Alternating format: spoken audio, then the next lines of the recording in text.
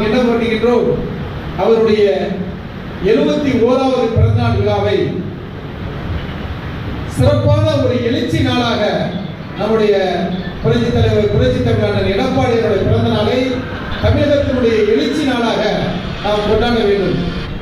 நம்முடைய தென்சென்னை தெற்கு கிழக்கு மாவட்டத்தைச் சேர்ந்த மயிலாப்பூர் பகுதி, மயிலாப்பூர் தொகுதி, வேளச்சேரி தொகுதி 2 தொகுதியில் இருக்கின்ற கழக வட்டச் செயலாளர்கள், மாவட்ட அணிச் செயலாளர்கள், இப்படி பலதரப்பட்ட நிர்வாகிகள் எல்லாம் நல்லதொரு கருத்துக்களை சொன்னீர்கள். அதனால் நாம் என்ன சொல்கிறேன் என்றால், அண்ணனுடைய பிறந்தநாள் விழாவை அனைத்து வட்டங்களிலே இருக்கின்ற கோயில்களிலும், மசூதிகளிலும், தேவாலயங்களிலும் சிறப்பு பூஜை அன்று சிறப்பு பூஜை நடத்த வேண்டும். அவருடைய தீர்க்க ஆயுளோடு, நல்ல சுகத்தோடு, தீர்க்க சுகத்தோடு நம்மளை எல்லாம் வழிநடத்துவதற்கு இறைவன் அவரை 100 ஆண்டு காலங்கள், இன்றிலிருந்து இன்னும் 100 ஆண்டு காலங்கள் அவரை வாழ இறைவன் வழிவகுக்க வேண்டும்.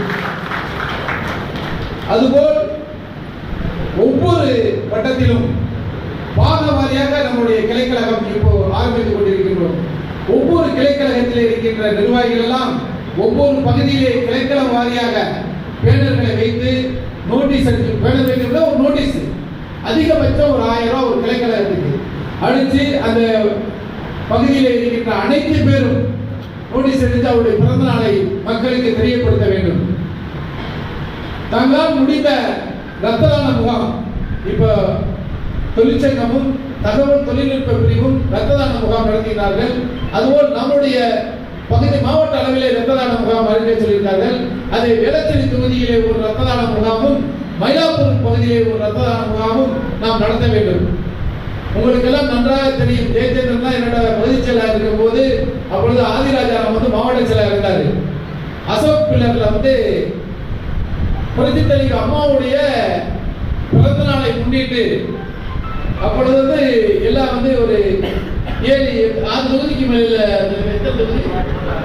6 தொகுதி, ஆமா, அந்த 6 தொகுதியில இதேமாதிரி ஊழியர் கூட்டத்துல அவர் அறிவிக்கிறாரு. யாரு?